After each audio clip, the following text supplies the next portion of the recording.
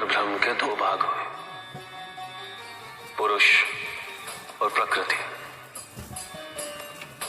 पुरुष ने अपने आप को तीन भागों में विभाजित किया, सृजन करता ब्रह्मा, वहन करता विष्णु और विलीन करता मैं।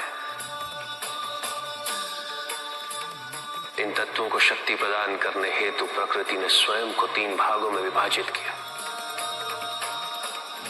लक्ष्मी, सरस्वती तथा शिवा। इन तीनों शक्तियों के तीन तीन रूप बने, जो तीनों प्रकार से सृजन, वहन और हरण का कार्यभार संभालते हैं। इनके ये 9 रूप ही 9 दुर्गा हैं।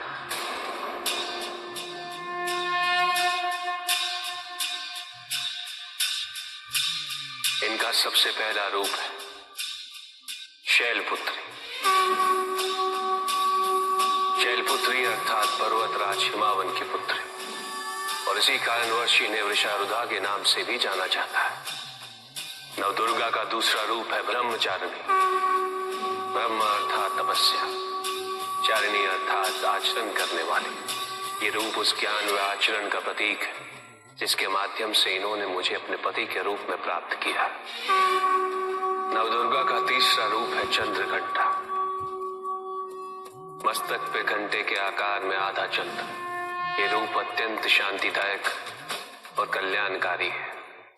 विभिन्न प्रकार के अस्त्र और शस्त्र इनकी 8 भुजाओं में सुसज्जित है। इनका तीसरा नेत्र सदैव खुला रहता है।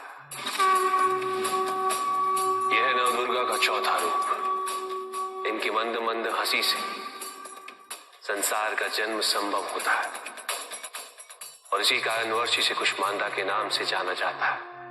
अष्टभुजा, शस्त्रधारिणी, व्याघ्रवाहिनी, हिरण्यवर्णा, केवल यही है जो सूर्य के भीतर लोक में वास करती है। 10 दिशाएं इन्हीं से आलोकित है। जिनकी कृपा से मूर्ता विज्ञान सागर में परिवर्तित हो जाती है, वो है स्कंद माता।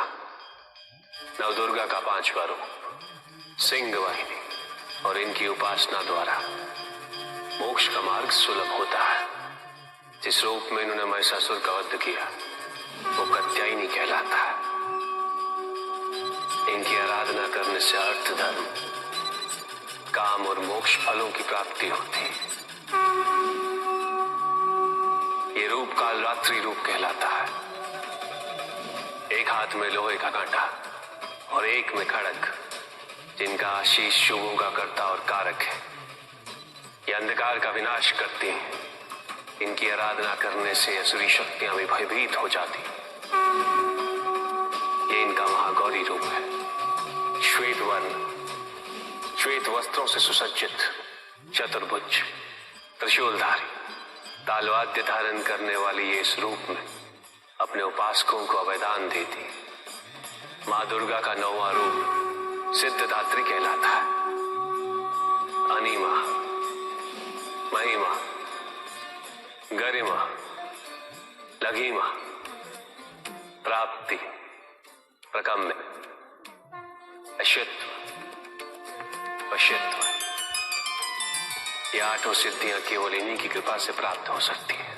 मेरा अर्धनारीश्वर रूप इनके सिद्धदात्री रूप की ही देन है।